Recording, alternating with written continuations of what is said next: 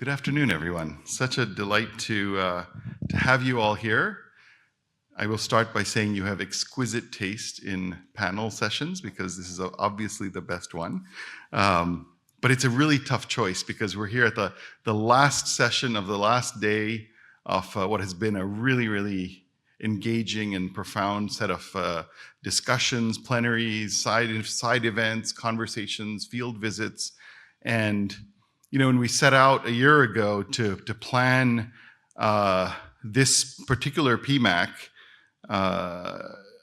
our department at WHO, the Digital Health and Innovation, for which I'm very privileged to serve as the director, was asked to really help steer and shepherd a lot of the sessions. And today really, I think, is the icing on the cake of our PMAC dreams, because we have a fantastic group of speakers lined up today. But today we're here because we want to really drive home this key issue of AI and digital health governance. And it's really the foundations that matter when we think about and talk about achieving success in digital health transformation. We hear a lot of countries around the world talking about these terms. We hear development agencies, we hear implementers aspiring for this goal of digital transformation. But there has been, over the last 2 years, a collective realization that digital transformation is not something that is undertaken lightly, and that there are certain key ingredients for digital transformation that include fundamental investments in those robust foundations. Governance being the first of those, policy and architecture and infrastructure. And I think without those key areas, we can continue to invest rather haphazardly without government being in the driver's seat. We've seen over the last 2 days how AI could really be a pivotal force in transforming many of the inefficiencies that have plagued health systems around the world, especially in places where resources are limited. And I think the other opportunity and challenge that we face collectively is that we are at an inflection point. And you hopefully have heard this multiple times over the last 3 days, where these are the crossroads where we as a global health community could see AI serve to democratize and bridge those gaps of inequity that have really plagued health systems for decades, if not centuries. But they could also serve to widen and exacerbate that gap if not governed adequately. So our panelists today have the challenge and the privilege to really bring home those lessons around effective governance of especially this fast-moving space of AI, while also reflecting on digital health and how that can help guide our session. There are three themes for today's session. The first is about building that global and national ecosystem within which digital health and AI can thrive. The second is strengthening policies and workforce capacity. So how can we bake into the DNA of these architectures within the national governments and global multilateral agencies so that we are setting ourselves up for success as we go forward. But lastly, the third theme, and I think this is probably the most important, because you've heard in multiple sessions the importance of keeping people at the center. From the very first plenary zero, where we watched that video of that little boy who was the embodiment of AI, this challenge of people setting the guardrails of what AI should and should not be used for, and ensuring that AI is being used equitably and safely. And I think those are the two challenges that we want to certainly keep in mind. And I think one of the things, we all of you are seasoned conference attendees.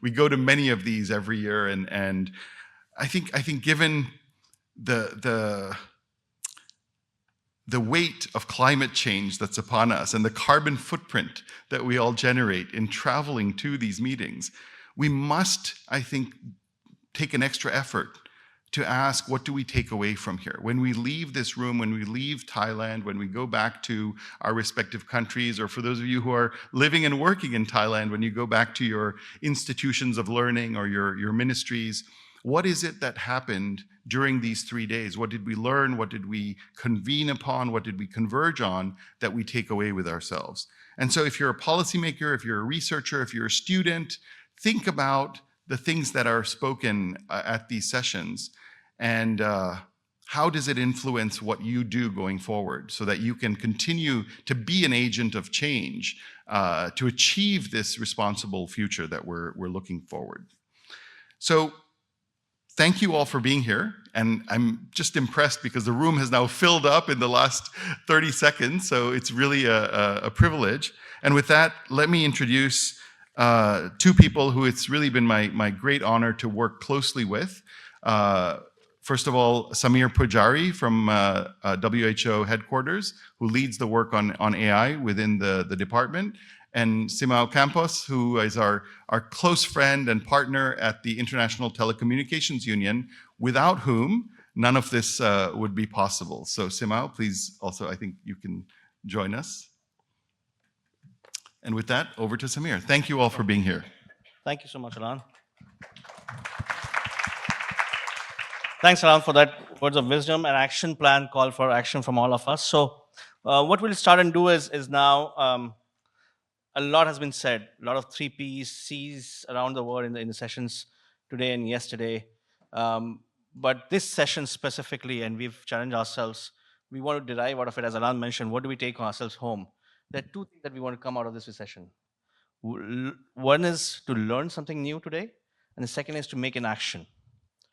We need to commit ourselves to some action. So I'm going to call on each of the panelists as you come up, and the audience, to think of an action before you go out, and we will discuss these actions at the end of it. So let me start off without wasting time. We've got a lot of sessions. So the way we are structuring this session is both WHO and ITU, together with WIPO, have launched a global initiative on AI for health, which is to bring together knowledge partners so that we can do 1 + 1 = 11 rather than 1 + 1 2 and recreate the wheel all the time. So how can we make that happen? And with that intention, today we have 8 speakers with us. And so we've broken down into 2 panels. We'll have a first round of panel where we'll each have the speakers present for about 5 minutes to tell about their work, and then have some time for questions and answers afterwards. And then second round of another panels from countries, from field, from policymakers, all talking about what lessons they have learned so that we can teach on them, and also one action that they would commit to, so that hopefully in the next PMAC or a major conference, when they come back and they speak at such as these panels, they say, we had not just spoken, but we had promised this thing, and we have either failed, but most hopefully succeeded in taking that action. So that's what we would achieve. So I'm going to start off with Simao before I say anything. Is that okay with you? Anything to add? Yeah, I just want to thank the opportunity to be here and to take part of this work and continuing our work. And looking forward to hearing the commitments that was a heads up right now, that we need to make some commitments for accomplishing things, because technology is changing fast, and we also have to move fast. So thank you. Thanks, Simao. And as audience, I'm seeing the room is full. I was getting worried about 10 minutes ago, and I was looking for people outside to pull and bring in, but I'm glad that the coffee has closed down and people are here. So as Alam mentioned, you made already the right choice of being here. And this is not the last session. You know, the best is the last, because dessert is always comes after the meal. So this is the best session in that space. So without ado, let me invite on stage our first panelist stage. I'll just go by name, Dr. Batul Albaz from CAXT, Vice President. I'll introduce you as you go in, but let me request all the speakers to please come on board. Gopal, please, if you would mind, and then and we have one panelist, Nancy is online, and Dr. Yoshiro, please also, if you can join us board. So what we'll do is I'll start off first with a round of presentations, and for the speakers, if you wish to go to the panel or to the podium or speak from here as is your wish. We have some slides. Let me start with Gopal first yourself. Gopal is the CEO of Responsible AI UK, professor of AI, and just a very smart brain in the space of AI to see how things have happened. And this is, I've learned from the interactions I've had with Gopal, how much he's accomplished over the last few years. And the core part of it is the roots that he comes from and how he's applying those roots. We've seen some stories around that. So really, Gopal, would love to hear on this space. And also, Alam mentioned about the climate impact. I mean, the work that you're doing, and how does this impact going forward? So what are the learnings that you want to share with this group? And then please do remember one call for action for us and for yourself. Over to you, Gopal. I can get my slides up. Thank you again, Samir, for a very nice introduction, and thank you to PMAC for hosting this event. It's amazing to be here. It's a real privilege to be here. It's not the usual venue I'm invited to, and being part of this is been really great. And I've done my best to contribute to the various discussions, bringing a viewpoint from an AI background. So I'm a professor of AI, as Samir said. I did my PhD in an area called trust, and my work was on trust in AI, and that was back in 2001. So just to tell you that AI is not a new thing. It's been around for a long time, and way before I did my PhD.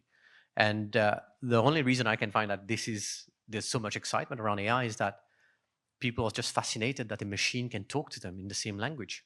There's no other entity on Earth that can speak our language, right? No animal can speak our language, but this is the first time machines can now speak to us, and that's why there's so much fascination around this, and so much excitement and hype. And but AI has been deployed in so many other ways, on your phones, on your watches, on your computers, on the cloud, that are already causing lots of problems in your vehicles. And we need to be ready to take on this technology in a responsible way. And that's why 2 years ago, and way before that, we had a few research programs like Responsible AI UK, funded in the UK, that have been looking at a number of themes. And we've gone around, we started in May 2023. We've gone around talking to a number of stakeholders across the UK, across all the regions of the UK. And we came up with 3 themes that, from the perspectives from healthcare, defense security, workforce, etc. We found that there were 3 areas that needed a lot of attention, and then we funded research in those areas, and we have our own research team of 20 postdocs to look at those. And you can see on the slide kind of thematic clusters that emerged out of our call. So the 3 themes that we pushed out were around responsible human AI organizations and economies, so where humans and machines need to work together to deliver a service, will affect their own workers, but also those who take on those services. Second one is around addressing harms and maximizing the benefits of AI. And that is looking at making sure that everyone benefits from AI, and we mitigate the trade-offs we have to take on when we deploy AI. And the third one is around AI law and governance. And we've funded 3 large projects. We call them our keystone projects, that look at fundamentals of AI and LLMs and mental health and law. The other one looks at AI auditing. It's a project led from Glasgow University. And the third one is around law enforcement and AI, looking at AI and safety critical systems that involve supply chains of AI and data. And you can see some of the achievements in the last 18 months, 2 years that we've been running. We've funded about 26 projects. In a number of sectors, a number of areas. Healthcare is a big growth area for us. We started an AI for health and social care working group, starting with just 5 members. We grew that to 35 members, and now we're onboarding the WHO on that working group. And we look forward to working with WHO on more projects in the near future. But really, it's about bringing the community together. And we started with a team that we enforced to be diverse in many ways, bringing people from different genders, different backgrounds, different disciplines. And we really believe in that diversity in helping us create responsible technology. And we've been contributing to a number of policy advisory pieces, such as the International Safety Report. But just to quickly wrap up on my 5 minutes, I think I'm nearly out of time. One of the key areas I'm passionate about, and I've got a startup working in this space, a company called Empathy, where we're trying to accelerate decarbonization. And it's about addressing AI's water and energy demands. And these are the various charts that you will see around. And the one on the left shows you the IEA's predicted demand from data centers. The middle one is from the FT, showing you the amount of water, and that's drinkable water that AI is now consuming.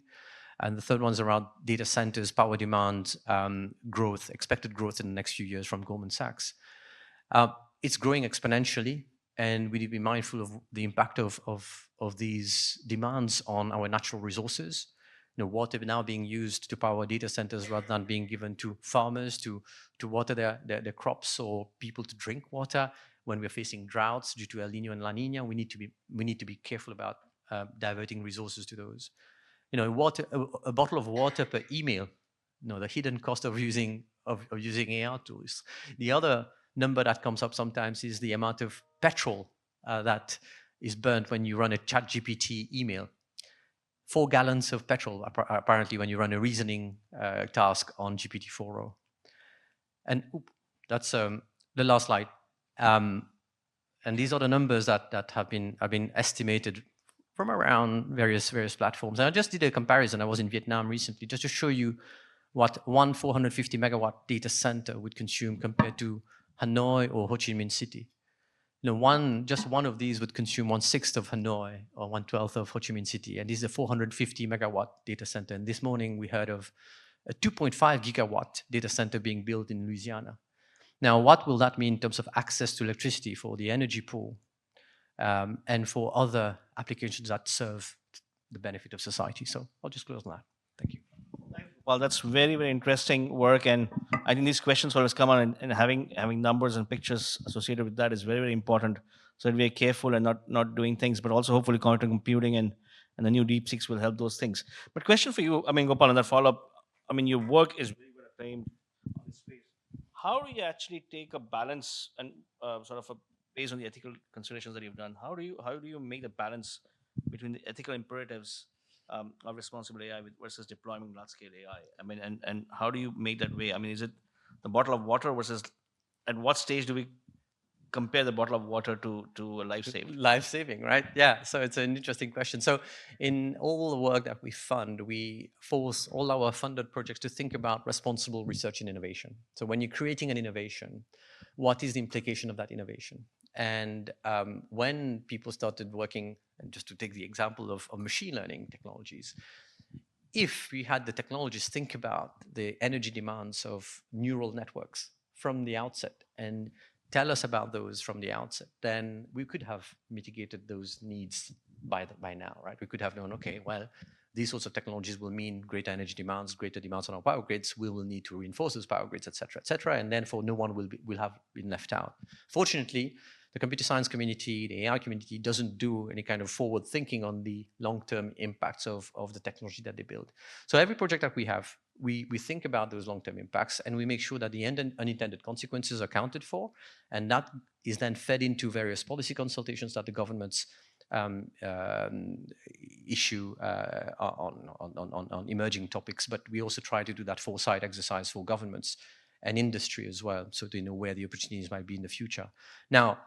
Now we're already facing a huge challenge, right? What can we do on the ground to help mitigate these side effects of AI? Well, then we need to think creatively about solutions.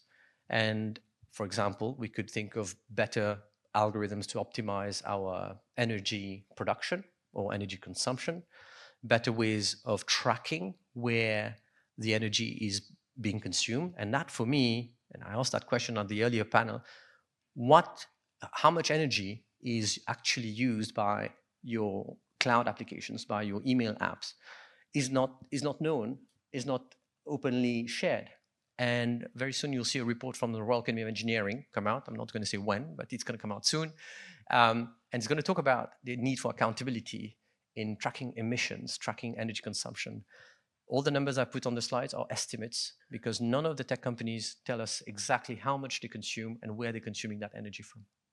Thanks, Gopal. That's a great start to the discussion. I think the ethical considerations and making it equitable is important, as you mentioned.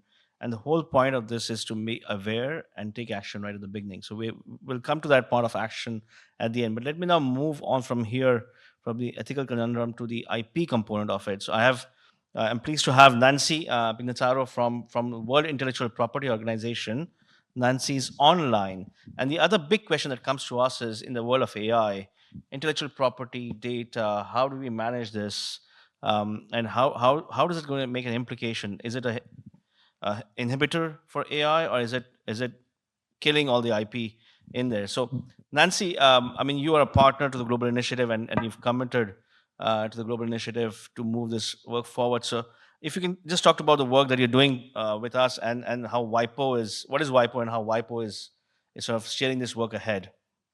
So, you're on the screen, Nancy. Great, wonderful. Thank you, Samir, and thank you again for the invitation to come and join in the conversation today, and also to the organizers for putting everything together so smoothly. Really sorry that I wasn't able to be there today, but greetings from Geneva, and yeah, very happy to sort of use the time to explore, as you say, how AI is being looked at in the IP space. I'm just going to share my screen. I've got some slides. If you can let me know if you can see those. That's okay? Yep. Great. So I just wanted to use my time today to really look at the role of IP in AI and health, and then delve a little bit deeper into the work that we do at WIPO on IP and frontier technologies. And then, thank you, Samir, for mentioning that WIPO is going to be partnering with ITU and WHO on the Global Initiative on AI for Health. That's definitely one of the key areas we see our collaboration with UN agencies going forward in this space. So to really delve a little bit deeper into the questions around AI, IP, and health, I mean, AI is just this huge source of transformation and disruption, including in the health innovation space. But I think we need to really focus on the fact that AI is being used to support technologies that save lives.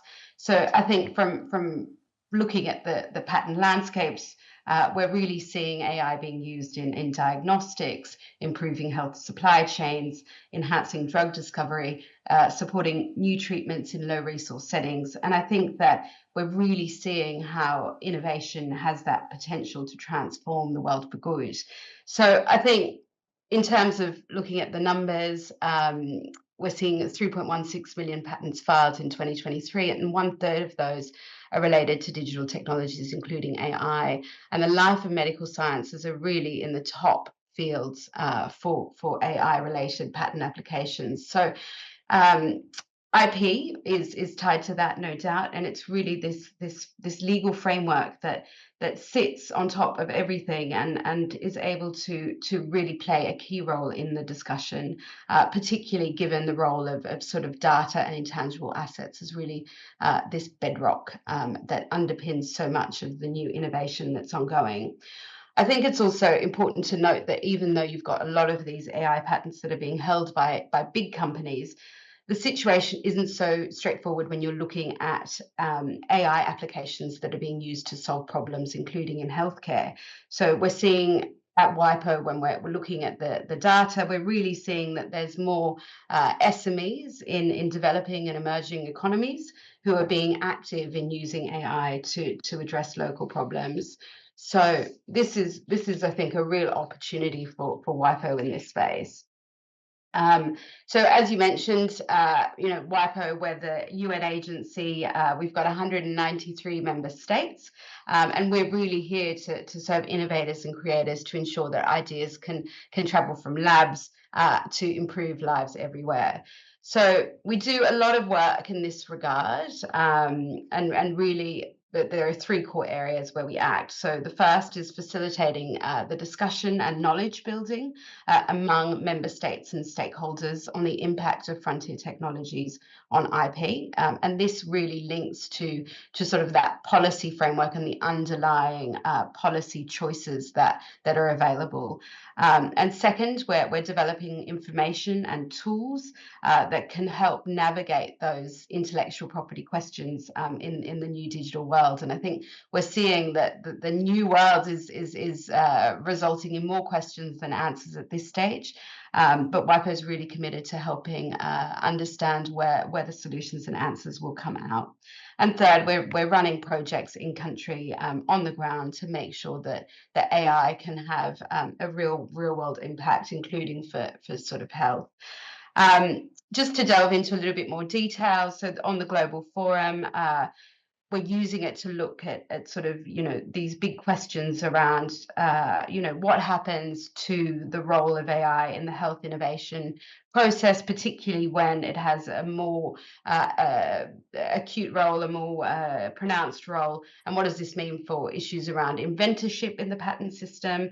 How do you make sure that AI and IP really can support innovators find partners and collaborators for their AI inventions? But also that big question around equitable access, and how do you continue to use the IP system to ensure that equitable access can continue to be achievable and a key goal. So we've been running these conversations for about 5 years, and they've included 9,000 people from 170 countries. So the next conversations planned for the 2nd to the 3rd of April. Please do look at the WIPO website to follow and get some more details. On the information and tools, we really, generative AI is one of the big areas that we've been looking at. And there was a patent analytics report released last year that has fed into a practical guide on generative AI for SMEs who are operating using the new tools. So as well as that, we've also got an AI policy toolkit that's really helpful for member states to understand all of the different policy activities that are being undertaken. And so that really can support active dialogue between member states to understand where the synergies and good relationships can be built. And in terms of projects, there's 2 specific projects that we're running. One is in the Arab region, and that's an IP management clinic for AI-led SMEs. And this is providing the IP mentoring and support.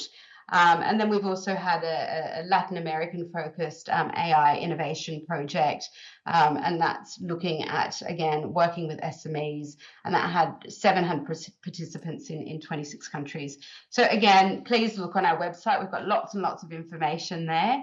And yeah, I think also, collaboration is really very much part of our mandate. So we've been working with agencies like ITU and WHO in the Global Initiative. And I think we've been asked to join really to be able to provide our expertise on IP issues and looking at how we can ensure that IP management is effective in going forward and making sure that data and IP questions are effectively answered. So we're looking forward to taking the collaboration forward in 2025. And I think really being, as I said, making the most of the 3 organizations' expertise and networks to make sure that we avoid the duplication, because I think it's an incredibly crowded space with a lot of different actors. And I think we all need to be able to really leverage our strength and expertise. So, and definitely would welcome the views of people in the audience of how they see the 3 organizations can come together to really have an impact. So I think I've definitely used up my 5 minutes, but thank you very, very much for inviting me, and look forward to continuing to explore how IP can enable health innovation and access to it. So thanks very much. Looking forward to hearing from my fellow panelists. Thank you so much, Nancy. That's amazing. Over 1 million patents filed on AI and technology, several on health, of course. But what I learned, as you mentioned, is that IP actually helps make AI more equitable. And I think that's an important part of the discussion that you've highlighted. And thanks for sharing so many tools which are out there and available. I lost my document. First thing. Question for you, Nancy, is, one question comes is IP diversifying between the high-income countries and the low-income countries? And what incentivization is helpful or needed to facilitate that? What are your thoughts on that very quickly? Yeah, no, sure. I think, as I said, with AI patents, we obviously see them being held by big companies, but you're getting more and more SMEs in developing and emerging economies that are using AI to address those local problems. So, for example, in Africa, you've got the health sector, who has the 2nd highest number of AI patents. So I think what at WIPO we're really seeing is that you need to be able to create the ecosystem, support the innovators to ensure that they can effectively manage the IP to get the AI and get the sort of the investors and the confidence of the investors, and I think giving them also the confidence to potentially go out to new markets and seek new opportunities as well to share their innovations. So I think but it's also seeing, I guess, for me, and I would say this, the intellectual property framework is really essential, and having a good intellectual property framework that really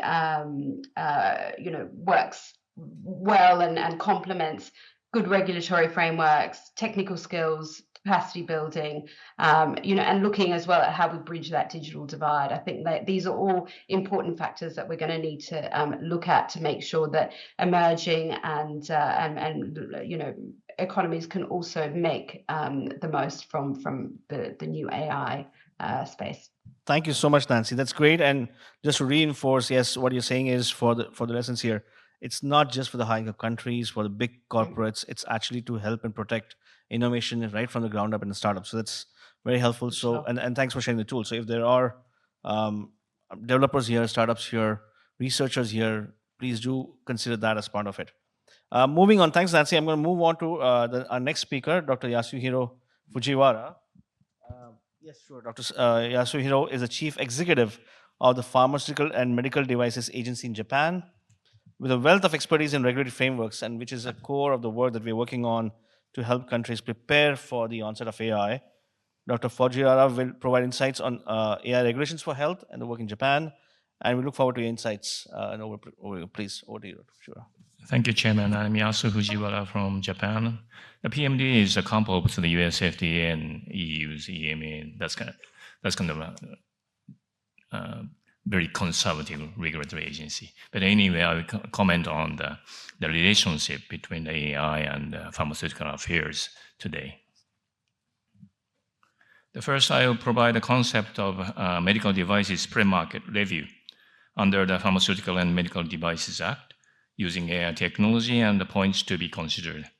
The approach to medical devices review using machine learning is basically same as the approach to other medical devices review, which is to evaluate performance and usefulness. For example, I show the product called Nodoka. This product determines the presence of or absence of influenza virus infection from pharyngeal image to utilize AI technology. PMDA evaluated the sensitivity, specificity, and performance of the investigational device compared to PCR testing as the gold standard method. PMDA evaluated how the product should be used in the existing diagnostic flow for influenza virus. This product is used to assist in the diagnosis of influenza virus infection by taking images of pharynx and analyzing the pharyngeal findings of lymphoid tissue like tonsil and lymph follicles to utilize AI technology at the images. And together with the medical information, this is to detect findings, symptoms, and other aspects that are characteristics of influenza virus infection with AI technology. But this is not intended to make a definitive diagnosis based solely on the analysis results of this product. Here I stress that physician is responsible for the final definitive diagnosis on medical judgment. Until now, a number of medical devices utilizing AI have been approved under the PMDA Act in Japan. In 2008, as to the relationship between the Medical Practitioners Act and AI, the Ministry of Health and Welfare Japan issued a notification. The notification mentions that even when AI is used to provide support for diagnosis and medical treatment, physician is the main entity that performs diagnosis and treatment. The physician is responsible for final decision, and such treatment is performed as a medical practice under Article 17 of Medical Practitioners Act in Japan. This position is significant in medical area who has ultimate responsibility. At the regulatory review of medical devices from PMDA's cumulative experiences, we should keep in mind in particular when examining medical devices using machine learning. One is plasticity, which is the property that performance can change, and the other is black box nature. To cope with plasticity, the Japanese regulation introduced improvement design with approval for timely evaluation notice in 2020. This is abbreviated IDA-10 for under. The data collection and verification of medical devices are required to improve performance, same as ordinary case. But if the change plan is confirmed in advance and its result is obtained according to the plan, we allow the change through the notification, not partial change applications. IDA-10 is effective for cases where performance improvement is not relatively frequent. And next is second point, unpredictability. This is constellation from the nature as a black box. First is the bias of the evaluation data set. For example, selection bias, gold standard bias could be included. Second is the relationship between the medical device and the evaluation data set using machine learning. For example, if learning is done using data collected at a particular facility, it may be influenced by the characteristics of the patient's imaging equipment, imaging methods, diagnostic methods at the facility. To solve these problems, it needs to collect and evaluate data with a comprehensive range of variations that simulate actual clinical practice.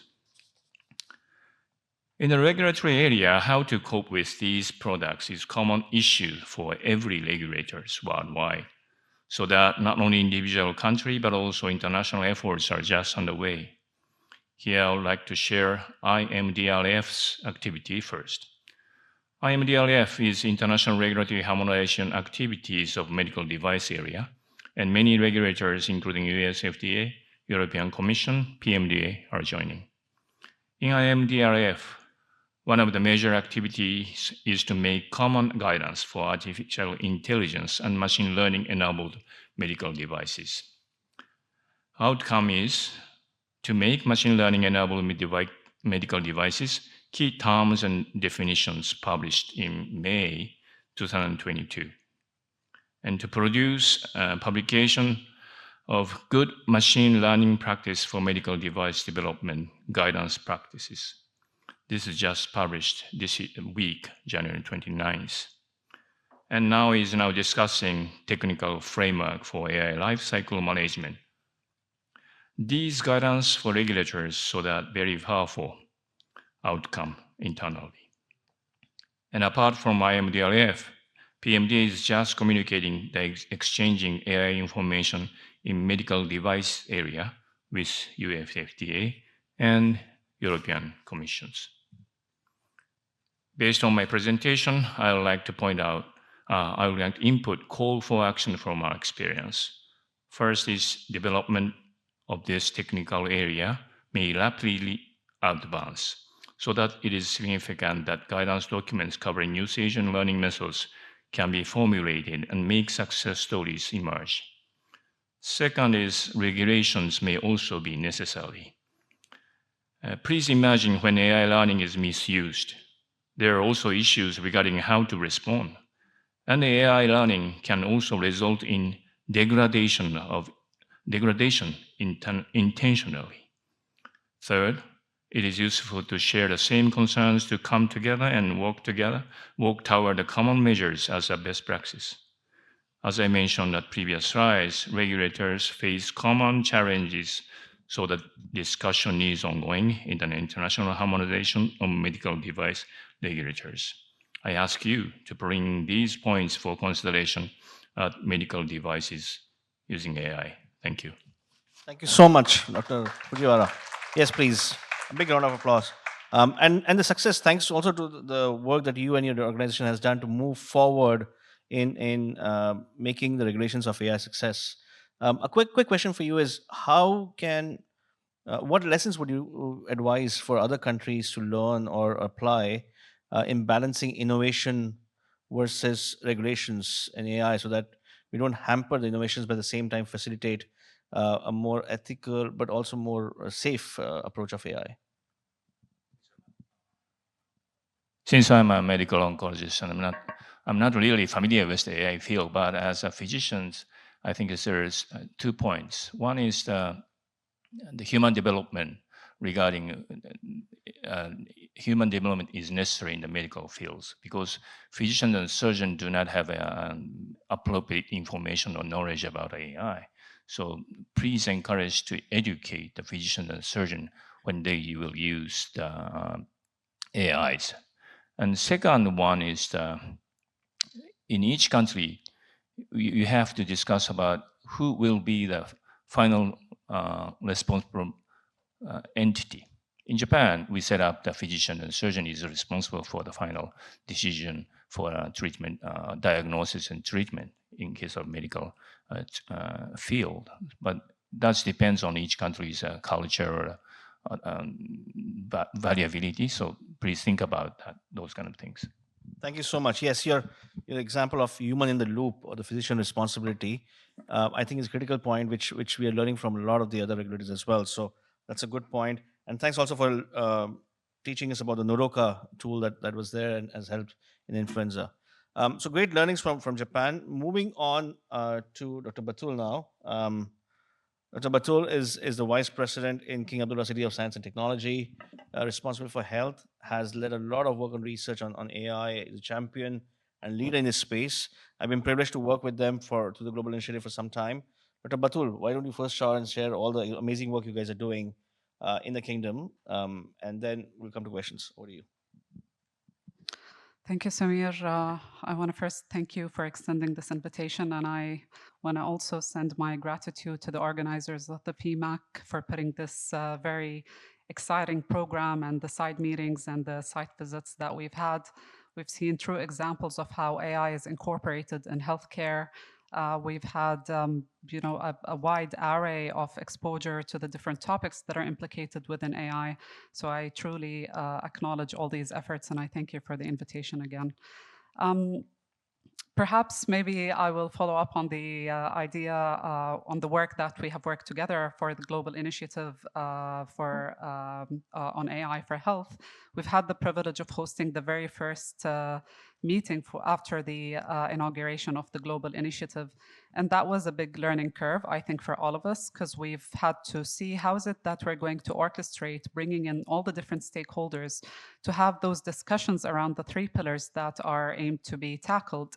And then bringing in that to the Saudi ecosystem or the Saudi system. So we've had participation from the different stakeholders being public, private, startup companies, multinational companies. We also held the Ideathon or the hackathon that was for medical students to see how is it that they're thinking about AI within their learning journey as medical students. So that was very fruitful. We learned a lot from this discussion, and I know that the next meeting is going to be Singapore, so maybe as a call to action, I would invite everyone to join that meeting because I think it will draw on many of the activities that were done in the first meeting and building on them. Now, moving on to the ecosystem of AI, when we talk about AI in the Kingdom of Saudi Arabia, there are different, when we talk about AI, there's the enablement, there's like the infrastructure, there's the data, there's the capacity building among the talent, and there's also the regulation and the bioethics, and also, as you said, fostering the innovation ecosystem. And we heard about Dr. Rubin speaking on the first day about the Sahha Virtual Hospital delivering healthcare virtually. Actually, the Sahha Virtual Hospital delivered more than 51 million consultations that were delivered virtually.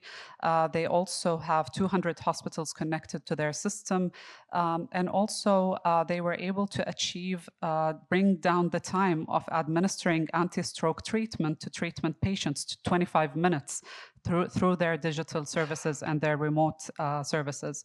On the aspect of making investments within AI, big, huge investments made by the government in terms of HPC capacity, high-performance computing, data lakes that we have within the system, but also within building capacity for talent, so training people in AI, and also incorporating it within the universities and academia. We also have Dr. Latif Al Abdel Karim serving as a member in the high-level advisory panel in the AI advisory board for the United Nations. So all of these activities bring in all the different elements on the local level and on the global stage for the activities that we aspire to reach within AI.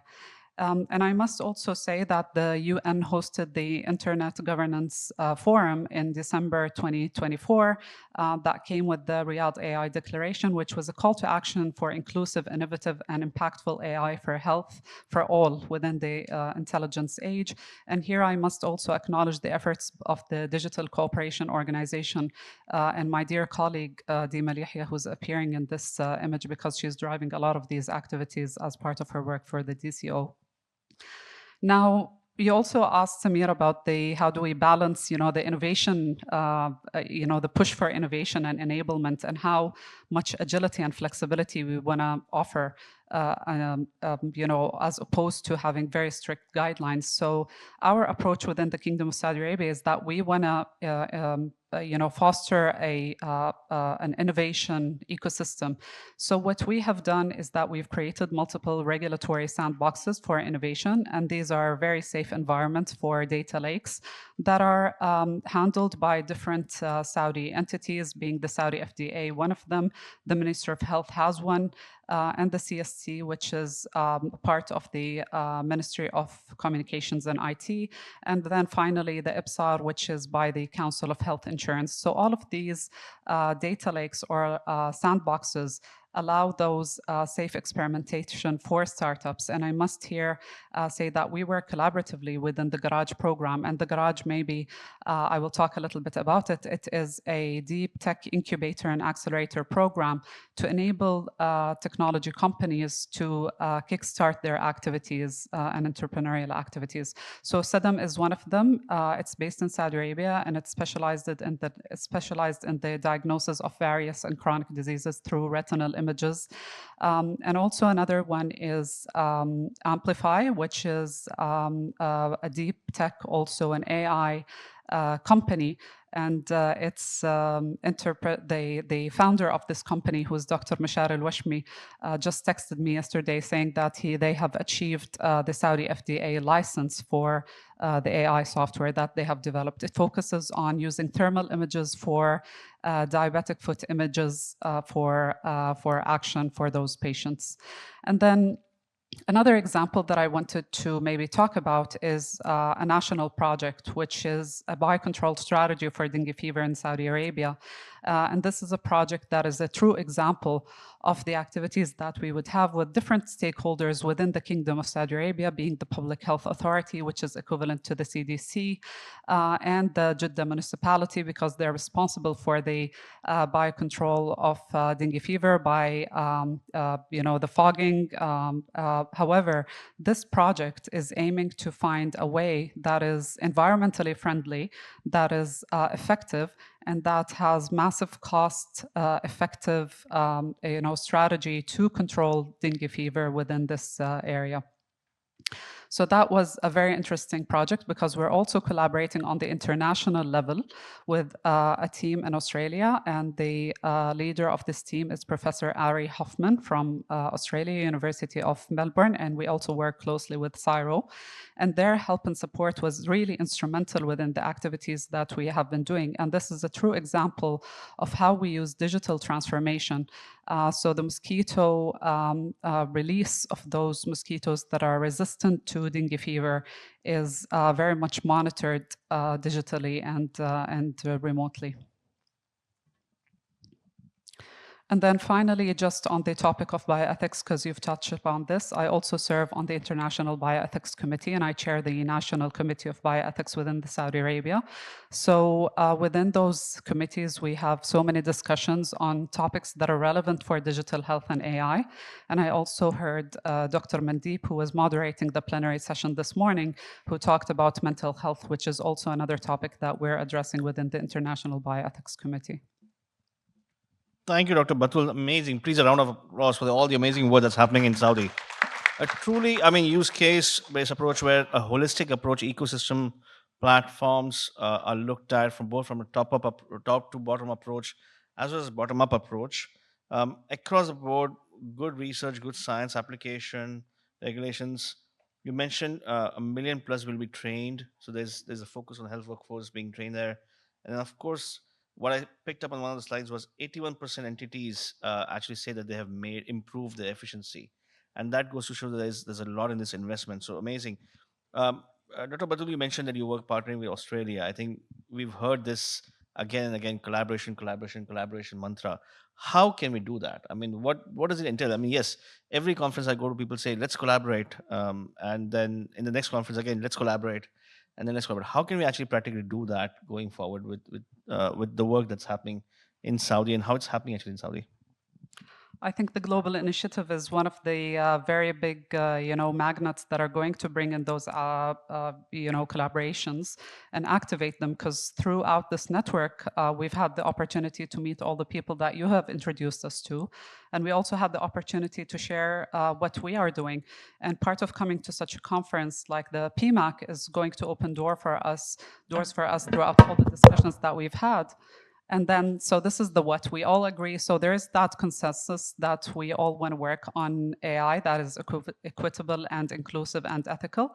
But then it comes down to narrowing down how is it that we're going to do it and what is it that we're going to achieve together. And then we talk about that. So it does take time sometimes to frame the collaboration, but I guess the will is there and the consensus is there, and we just have to work together to do it. And I guess there are different models for doing it. So either an academic agreement or like a research and development agreement or a joint venture, and it really depends on the purpose and the outcome of that partnership. Thank you, Dr. Batul. So I'm taking that as yes, come and join hands and again collaborate. So that's great, but there's clear action to this thing. So we've heard great things from this session in this panel, and I want to go back to the audience to give questions. But just to summarize, I think Dr. Gopal started off with saying that we have to be responsible, not just making sure equitable, but also looking at the climate impact and other impacts that might have, and start thinking from the beginning of the area. And there are solutions to that. We heard from Nancy about how IP can enable equitable AI. And I think that's important also as a developer, as a producer of these technologies, an innovator, not to be afraid, but to make sure that you're endorsing and embracing these mechanisms. We heard some great examples from Japan and how regulators have found ways of making tools implement AI-based tools implement. And then, of course, some great use cases from Saudi, how the government is working cross-cutting to actually apply and deploy AI as an ecosystem approach. So great examples there and great learnings. I will come to the panelists after the question and round with the action that I want to call on, which I said before. So be thoughtful of that and think of those. But let me open up for any questions from the audience. Please introduce yourself and don't be shy. I know it's post session, but this is your chance to ask as difficult questions as you can. I try to be more modest. Anyone who wants to pick a question, there are mics in the middle. And Simao, please, over to you. I'm cheating a little bit in the co-moderator role, but I really wanted to ask Fujiwara-san a question, because I know software as medical device and those that have machine learning enabled, they are really complicating the regulatory scenario in terms of the older practices. In the past, it was complicated, but compared to what we have today, it was much simpler. And then this will bring certain barriers to have devices, and then the accreditation or authorization of the use of these devices within each country. Many countries don't have capacity for those in those processes, and many people talk about interoperability or regulatory interoperability. Would you have thoughts on things that could make it easier to achieve more across jurisdiction recognition of certifications within countries? Individual country can do very little things. So I think this international collaboration is very important for the AI regulations. That's why I showed you one of the example IMDLS activity, but also in the drug field we have ICMRA's activity.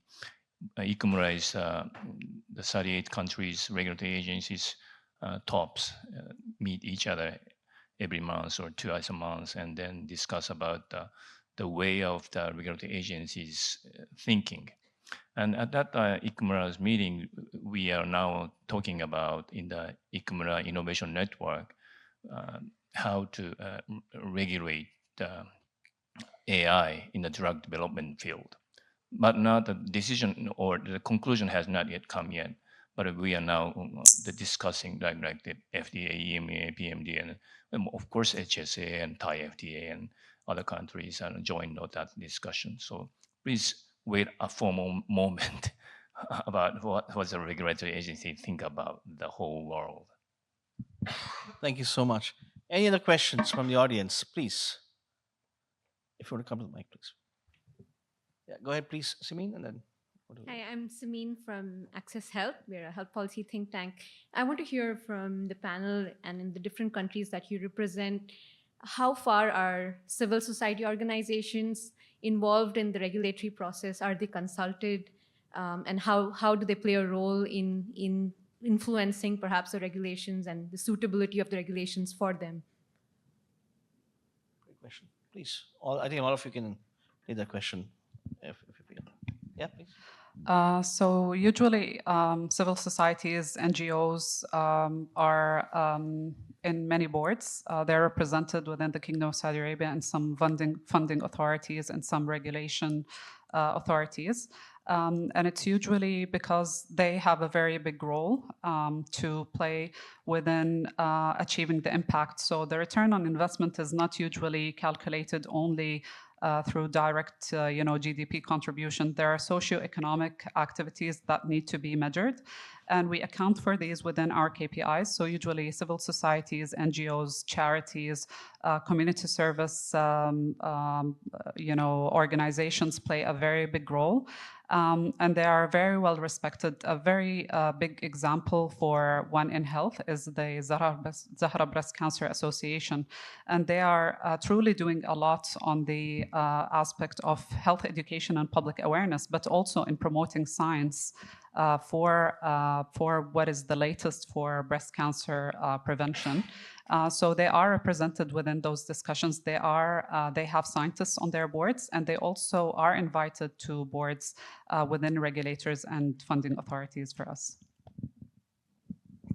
If I can give a bit on the UK perspective, I mean, in the UK, as you know, we don't have an AI Act. Maybe we'll have one soon. And many people use the word wait and see for the UK in terms of regulation, which is not the case, actually. We have had the white paper that talked about the principles that regulators need to go by. And what the regulators did was to go out and consult the communities. So they consulted the key actors in their particular sectors, financial services, healthcare, and others. And they had views from SMEs, from key bodies, banks, and others on the regulation that already exists, and what is missing in those regulations, and what is needed for new kinds of AI-based systems. And in many cases, they came back and said, we don't need new regulation. What we need to do is enforce those regulations so that it has some teeth to it, right? So if you create new regulations, you need to be able to enforce them. So that was one key issue that we're trying to make clear now. And in terms of engaging with civil society groups, yes, we have Church of England, we have Connected by Data, we have Ada Lovelace Institute in the UK, and they engage actively in the debate around various applications of AI in healthcare. For example, now the government is very keen on opening up our healthcare data to the private sector. Palantir already has access to a lot of data. Civil society groups were not consulted in that process. I hope they will be in the next round of that data release. But it's important to have the voices from the public actively collected and shared. And at Responsible AI UK, we initiated a project called Public Voices in AI, which is also holding an event at the Parliament in the next month or so. And that has gone around the nationwide surveys around attitudes to AI and understandings of AI in the public. And we run regular workshops to try and extract those views and present clear use cases to the public so that we can then share that with policymakers. We act as a conduit, and there are many groups in the country that help surface some of their concerns. So in Japan, very complicated. But in the healthcare field, the Ministry of Health and Welfare is the responsible body for the regulating those kind of things. But the Ministry of Education has regulated academia when they are doing research. And also the digital agency we have, that is the headquarters for all over the digital matter in Japan. And also the Cabinet Office has already issued the AI strategy. That is a guidance for the industry or the business people. A very complicated one. Thanks. Just one quick one to add on to that. In the UK, we're trying to make it less complicated to gather views from everyone. And there's work going on in the government to accelerate large-scale surveys through the use of AI. So the analysis of all the data that comes through to be done with LLMs. Mixed results so far, but we're hopeful that we'll find a solution to that. Thanks. No, we've heard this as well, and I understand from Japan's perspective, as has been said, the objectives of the civil society is a broad-term civil society. What are they coming from, and if they have an unbiased? The global initiative has a group of civil society members also who are providing inputs in this process. So there's a lot of engagement. So I would again encourage come together. Sir, over to you. Yeah, thank you very much. My name is Bernd Appelt. I work for GIZ currently in Nepal. I'm taking reference to the word equitable. So far, I haven't heard the word finance. I think Batul was the first one who made a reference to finance with the notion of return on investment. I get a bit worried if I look at low and middle income countries spending small amounts of money, sometimes less than $100. Nepal is about $60 per person per year, out of which a little bit more than $30 per person per year come out of the government. Germany, where I come from, is 6,000 plus euros per person per year. So if I look at the energy, yes, energy is CO2, but it's also costs. Yeah, so I wonder whether we do cost effectiveness analysis, cost utility analysis. It's a little like in the pharmacy, you talk about a drug, which is wonderful, and its effect, and it's very nice that we distribute it throughout the world, but we know from the very beginning we cannot pay it, and we exclude certain people from the use of this one. And that's why I would like to take the word equitable a bit more serious. And I think throughout yesterday and today, some of the notions this morning reminded me a little about preaching. Yeah, I mean, we are preaching. I know the Bible, but I also know that many people don't live according to the Bible or the Quran or some other religious books. So saying something and doing something is very different. So I would like you to take a little bit more caution about what is financially accessible to people. Thank you. Thank you very much. On that note, the action point, very, very important. How do you actually take the action? And it's a very, very valid point. I've heard in different sessions. I'm to be blamed. I did not put on the financial angle here because I know it was discussed a lot in the other panels and the cost. But this is something that the global initiative is looking at, and I'm taking the liberty of mentioning that we have had discussions with OECD to start looking at the economic return of AI deployment, employment, and training capacities across, and what is the return of investment. I think that needs to be understood.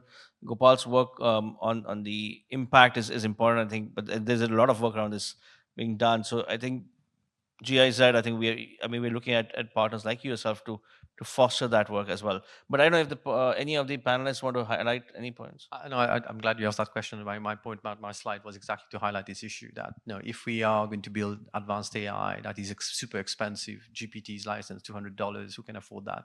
In LMICs, not many people. If you're going to build it for Vietnam wants to run its own LLM, they will have to turn off power in major cities to run these data centers. It's just not going to happen, and we're going to have inequitable access to a new technology that really is meant to help equitable access to healthcare and so many other services.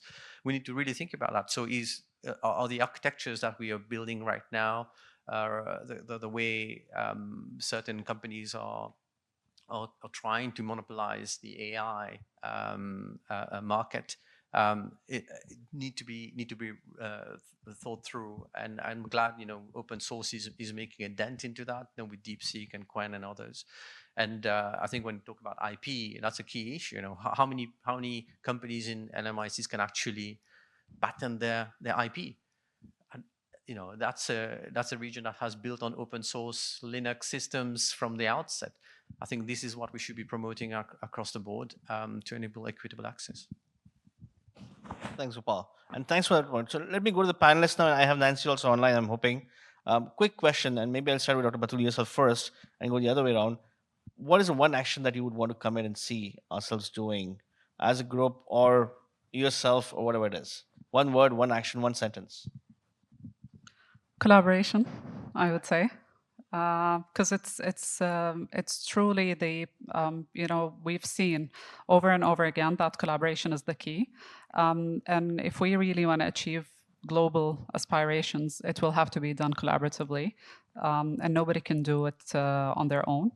And of course, those discussions are very important about how is it that we can, well, we've seen those VR stations where you were able to see the last mile of ending malaria, and that was very thought-provoking, and I really acknowledge their efforts.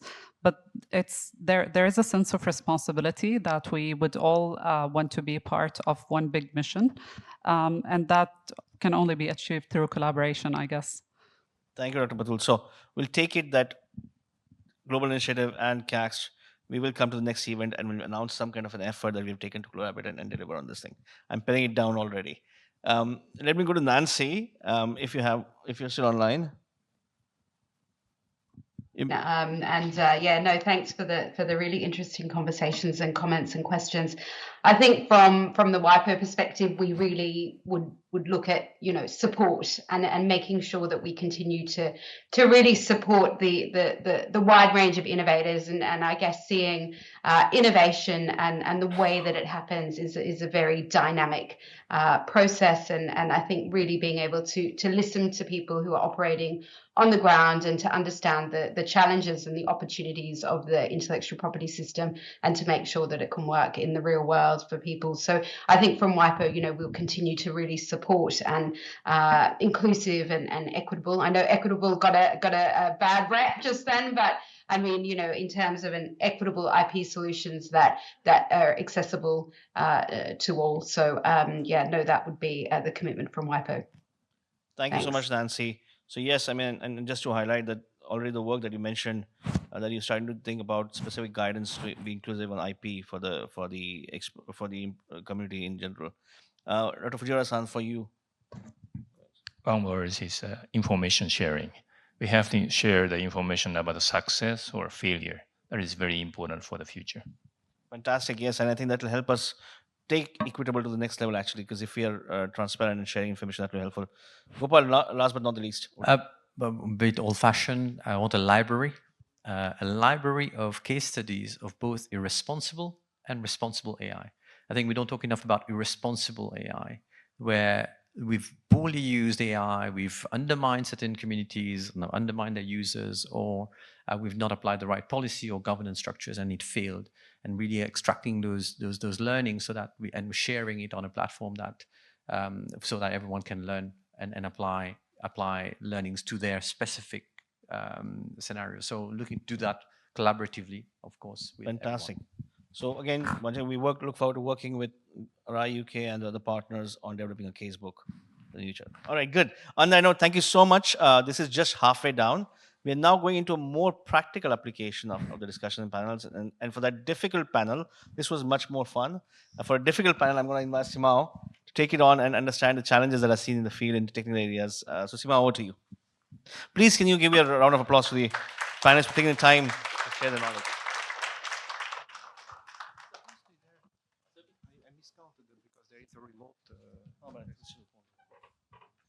All right, so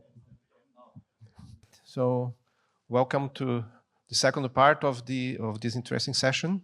I would like to then start going already to the presentations and ask Purvisha to tell us a little bit about innovative AI solutions in HIV programs. Purvi is a seasoned expert in HIV program management. She has been working as a consultant with the UNAIDS and the WHO. We are excited to hear you to give us some hints and views on this application of AI for these programs. Purvi, please. Thank you very much, Simao. Good afternoon, everyone. I think this is the last part of the PMAC, and I'm sure your energies have drained, but just requesting one more hour of energy so that we can interact and we can talk and get across a few more key highlights that we've prepared today for you. So today's presentation from my side is going to be focusing on the use of AI for HIV, hepatitis, and STI programs. And I just wanted to start by a story which takes me back about 8 to 10 years when we were dealing with a lot of gaps in our programs, in the HIV, hepatitis, and the STI programs. And we saw that, stigma discrimination was still a very big issue for the populations that we were targeting and the populations that we wanted to reach. There was a high burden on facilities and healthcare workers to help people get diagnosed and also put them on treatment. Data management and analysis has always been an issue. We haven't been able to capture everyone. We don't have unique IDs for people to get tracked through their journeys. Lack of appropriate demand creation, especially on social media, has become a big issue now. Poor quality of testing, interpretation of results, treatment adherence and completion, poor use of technology, and linkage to prevention and care are also some of the other gaps that we had noticed in the past few years. And what we thought was that we are definitely missing out on a large chunk of population. We are definitely not reaching everyone, and we just realized that we are probably missing out the people who are on social media, who are not in the physical spaces anymore, who are on social media, who don't come out in the open and talk about things. And we thought that we should reach out to them in the place where they are, and which was social media, dating apps, the internet world. And we came up with what was called the virtual interventions. Now, virtual interventions are basically any approaches that can be used in the virtual world, where you allow the client to interact with you or do a consultation with a doctor or something which actually helps you to not come to a facility if you don't want to, but again have a self-care option to do everything virtually.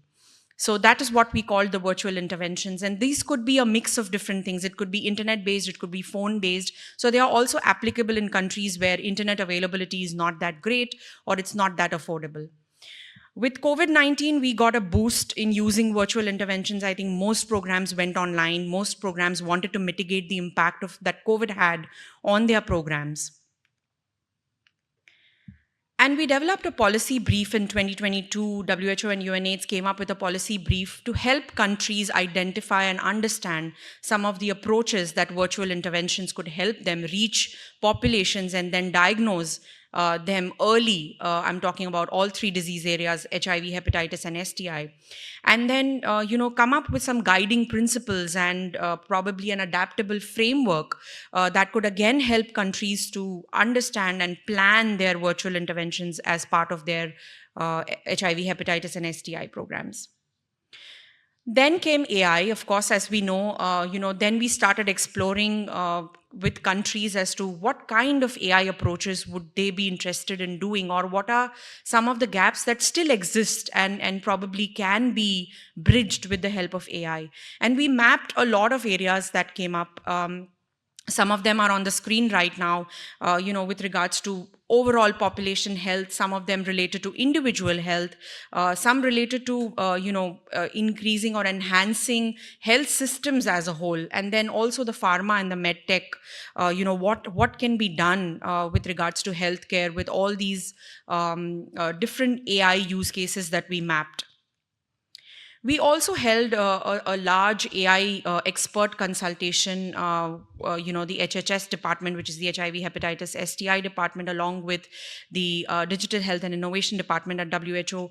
We collaborated and conducted a huge consultation with experts, basically to understand what we should prioritize, because it's not that we can do everything, right? There are a lot of things that we mapped, but it's not possible to do everything. So we wanted to prioritize a few areas where we should be putting in our resources, we should be putting in our time, to ensure that, again, we build up like a support system to help countries and programs to take on AI and adapt it to their programs to ensure that they are accelerating and also enhancing the service delivery that they provide through their programs.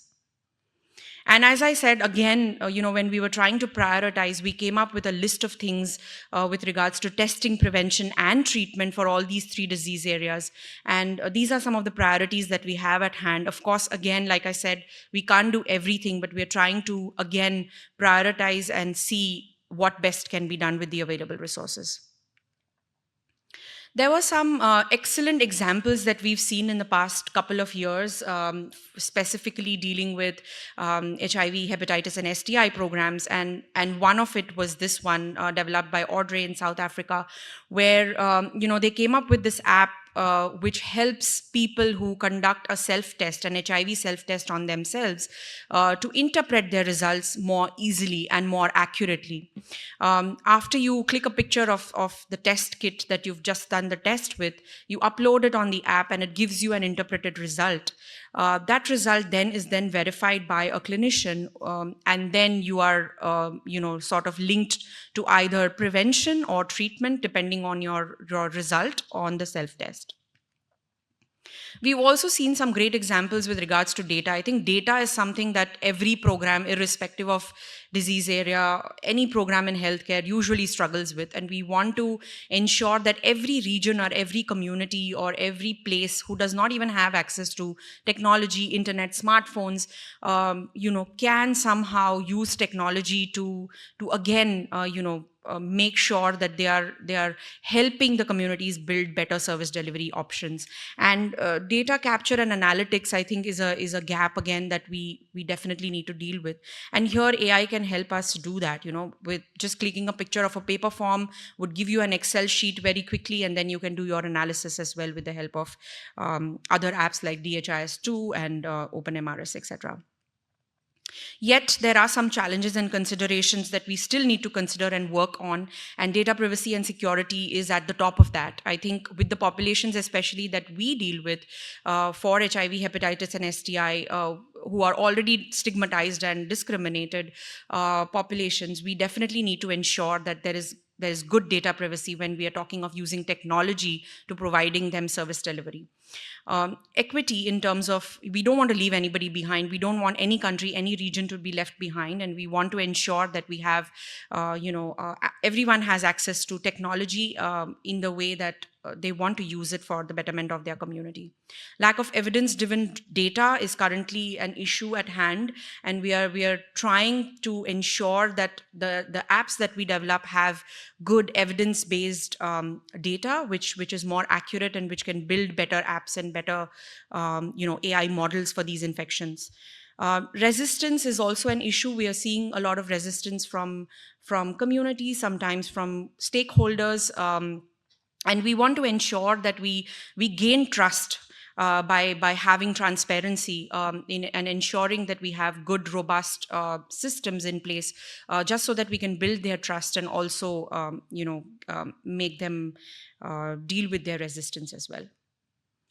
Just quickly, safe and ethical use of AI is extremely important and critical, and I think safety, security, accuracy, local context, we need to build a model based on the local context, the needs and preferences of the population that we want to reach, the infrastructure and the governance. These are some very key important things that we need to consider while we are building AI models for populations.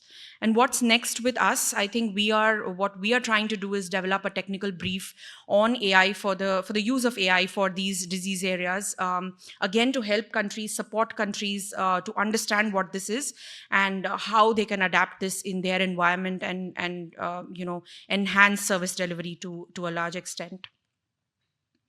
A key takeaway that I think is very applicable to today's time is that with great power comes great responsibility. AI is going to give us a lot of power, but it's up to us how we use it responsibly. Thank you. Thank you, Parvati. We went a little bit over time, but I will still try to ask from you. You had several difficult topic areas that you mentioned, 4 in in this slide. Which one you think would be the most important to be tackled first, and also in the shorter period of those 4 challenges that we identified there, in particular for these virtual interventions approach that you mentioned? I think it would be the resistance that we need to deal with first, because we want countries to understand how these approaches will actually help them accelerate the work that they are doing. At the same time, build a support system that can help them ethically deal with the challenges and barriers that they might be facing, because of which the resistance is there. So I think that would be a key thing. All right, thank you. So I think now we move on to Laura Reichenbach. Laura is the Dean of the Brack James Grant School of Public Health in Bangladesh. She has over 2 decades of expertise in global health research, focusing on sexual and reproductive health, family planning, and maternal neonatal health. And we are really eager to hear your insights concerning the role of public health schools and in AI and digital health governance. Laura. Great, thank you so much. And I just want to thank the organizers for inviting me to be part of this excellent panel, very thought-provoking discussion, and I'm really looking forward to getting some feedback on what I'm about to share. So I just want to say the perspective that I'm going to be sharing is in my role as Dean of the James P. Grant School of Public Health, which is a school of public health based in the Global South. It's based in Dhaka, Bangladesh. We just celebrated our 20th year. It was founded by Sir Fazle Hassan Abed, the founder of BRAC, which is the world's largest NGO, and also BRAC University. The vision of the school when it was founded was to train public health practitioners and professionals to be able to address the public health challenges globally, regionally, and nationally, what they're facing in their countries. We are a global school of public health. We have close to 700 MPH alumni in 35 countries around the world. So I just want to give that bit of background to sort of give you a sense of how I'm approaching this. I am going to do something a little bit different. I'm not presenting a lot of data, I'm presenting a little bit of data, but I'm really asking kind of a question that I have been reflecting on and want to share those reflections with you and hopefully have a chance to get some feedback from others. So the question is sort of what is the role for schools of public health, particularly those that are based in the Global South in AI and digital health governance? And I think there have been many sessions that I've been sitting in the last wonderful 2 days that have really raised a lot of issues and questions where I think schools of public health potentially can play a role. So in terms of thinking about this and answering this question, I think more broadly, when you think about the role of schools of public health, you can think about it in terms of informing and preparing the health system for AI and digital health. And I think we have been hearing a lot about that today in these sessions, but also in other sessions. And how does a school of public health really contribute to that? I think the first way is in terms of building and strengthening the capacity of a public health workforce. The training of public health practitioners, but not just practitioners, but also researchers. And we need both of those components in thinking about what does a capacitated public health workforce look like to engage with AI and digital health. So thinking about curriculum design, thinking about co-designing our curriculum with other sectors, with other departments, with other expertise, and bringing that in.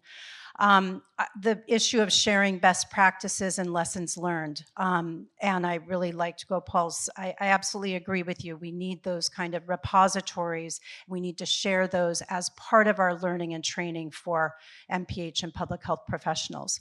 The second is responsible use and application of AI within our own school. What are our expectations of our international MPH students in terms of how they use AI? What are our expectations for faculty? How are we designing new research that is using AI for research or tackling questions around AI? We have our own institutional review board as a school. What should we be looking at in terms of when we review protocols, thinking about sort of really practical, upgrading our thinking about how we're addressing AI? I think schools of public health are very well placed because they're often multidisciplinary. So thinking about documenting how to use multidisciplinary research and capacity development approaches to help equip public health professionals to deal with AI. We at the School of Public Health are just starting to collaborate with the computer science department at Brack University to put together research proposals where we actually will be crossing hands across the university. So for us, this is quite new and very exciting. The one thing that I want to spend a bit of time on is that I think the other area where schools of public health can contribute is designing and carrying out research that really reflects the local context and promotes and assesses inclusivity and equity in the use and application of AI and digital health technologies. I don't have time to go in detail about this. This is a study called the CLEAR study. It was funded by FCDO. It was carried out to look at perceptions and use of digital health applications during and after COVID amongst urban and peri-urban young adults and adolescents for SRHR services. So, you know, you can get lots of information from studies that tell you a lot about how many people are using it before COVID, during COVID, after COVID, what are the sort of domains, why they're using it. But I think what's really important is to bring out some of the limitations and the challenges. And I should say this study population included gender diverse respondents and also respondents with a range of disabilities to understand what their engagement and use experience was like with a wide range of digital health applications. I think it's worth noting that 40% continued, were not comfortable. They were to talk or discuss about SRHR services, even on a digital platform, concerns about cyberbullying, privacy being maintained. And what I want to show is that these kinds of studies, and this was a mixed method, quantitative, qualitative, and including digital ethnography, does provide information that can inform governance-related questions, issues around accountability and transparency. Almost 90% were concerned about data protection, almost 77% data privacy, and you can see accountability and interoperability were also issues. So just to say that there are, from these studies, the rolling up the findings into recommendations is something that there is evidence out there that I think is useful for getting at these questions of how do we get local context, issues around equity, who's being left behind, or how do we need to adjust things. This is my last slide. It's very quickly sort of thinking about areas of future need. Maybe I should call them call to action, as Samir has requested we do. But I think where we are as a school, I think we're grappling with identifying what are the core competencies for an MPH and global public health workforce for AI, especially in such a rapidly changing environment, and including ethics and governance issues. We teach public health ethics, we teach human rights. How should we be adjusting what we're teaching given what we're learning about AI? I've already talked about sharing best practices and lessons learned. I would just say that I think it's really important to have co-creation and co-production, to not forget about educational institutions and schools of public health and medical schools.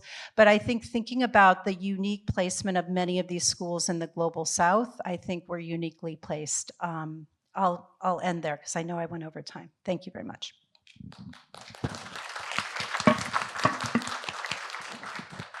Thank you, Laura, for this perspective.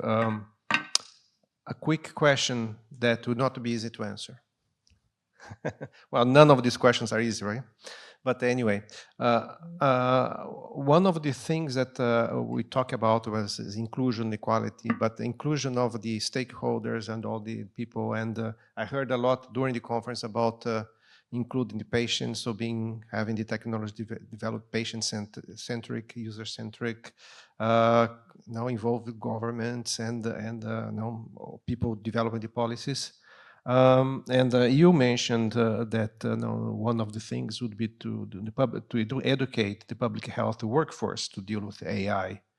Now, what can you do to help the AI workforce to deal with health? Because I think there is a huge gap, and I keep repeating that to Alan and to Samir, now that we need to have AI is being moved forward by the private sector. They need to be part of the conversation. They should be here. Who is representing industry here? No one? Okay. That's what I suspected. And for us in ITU, we have been beating on this issue. ITU is developing ICT standards and moving the digital transformation. And the private sector is part of our membership, actually. So it's the only UN organization that has that. So for us, it's something that is very clear that we need that involvement in this area. And this is an intersection area where this is needed, I think. So how can you help? It's an excellent point. I think we have some models and experience in terms of looking at sort of public-private sector partnerships within the public health space. I think in terms of school, what a school is also can be sort of a convening body, and I think. And to, thinking about sort of the sharing of information and sort of where is that kind of hub of information. I think schools could play a role, but I think it is expanding how we think about stakeholders. I mentioned partnering with the computer science department. We've not done that before. So there is an education process that's even going on within the university. So I think it's an excellent point. I think we need to document cases of that, and it gets to the point of we need examples to share beyond ourselves. Thanks. Thank you, Laura. Yeah, I want to provoke a little bit of that discussion to move on. So maybe that's part of my one-year action, Alan, to have that happening more. So now I would like to go to our next speaker, Chaitali Sinha. I think she's remote. So Chaitali is a senior program specialist at Canada's International Development Research Center, IDRC in Canada. She focuses on the gender analysis, digital health, and the responsible use of AI in global health. And I would like to hear your perspective, Chaitali, and then have a few questions afterwards. Thank you. Please go ahead. Thank you so much. I hope you can all hear me okay. Yes, very good. Okay, well, wonderful. I wish I was with you right now. I join you from Canada, so it's quite early in the morning here, but I feel the energy in the room. Thank you to the conference organizers and for the warm introduction. Let me begin by, for those who might not be familiar with IDRC, very quickly, IDRC, we're part of Canada's Foreign Affairs and Official Assistance family. We've been around since 1970. And I guess what sets us apart is that our focus is on research. And I'm quite glad that Laura went before me because I will be speaking a little bit about implementation research and also the calls to actions for case studies. I'll also speak to that a little bit as well. Yes, and maybe what to underscore here is that our approach is really working with researchers, research institutions, policymakers, et cetera, who live in the countries where the challenges are being faced. This slide I wanted to put up just to show that IDRC has been funding research on responsible AI since about 2020, which doesn't sound like a long time ago, but I feel like in the world of AI, it's quite a while ago. We started with Swedish SIDA, and we funded the AI for D Africa program. Also with Swedish SIDA, we funded a global AI for COVID program, which in fact, a lot of the countries that were part of that, the work that they it's still being used in the countries where they work. Then there's the Global Index on Responsible AI, which we fund with others, and I have a slide on that later. And last year we launched with UK's FCDO, a large partnership over 5 years. And it's on AI for D. It's starting in Africa, expanding to Asia. And part of that is the AI for Global Health initiative, which again, I'll talk about in a few slides, but it's very much focused on responsible AI to strengthen health systems. Here is a quick overview of what the AI for D vision is. There's a lot on this slide, but I'll just focus on 3 elements that I wanted to highlight. One is that AI for D is focused on creating regional policy labs that help build responsible AI policies at the national, regional, and global levels. So we have several right now across Africa, and we're moving to Asia and other regions. Then second, we create and support the fundamentals when it comes to the AI ecosystem, inputs from data and compute, and also several multidisciplinary responsible AI labs, which are based at local universities. And then finally, supporting sector-specific AI innovation networks. So that's in health, education, agriculture, local languages, and a range of other things. Now, the Global Index on Responsible AI, I think many of you are probably familiar with this. The first version was launched last year, covering 138 countries. It looks at 19 thematic areas across 3 dimensions. So it looks at government frameworks, government actions, and non-state actors.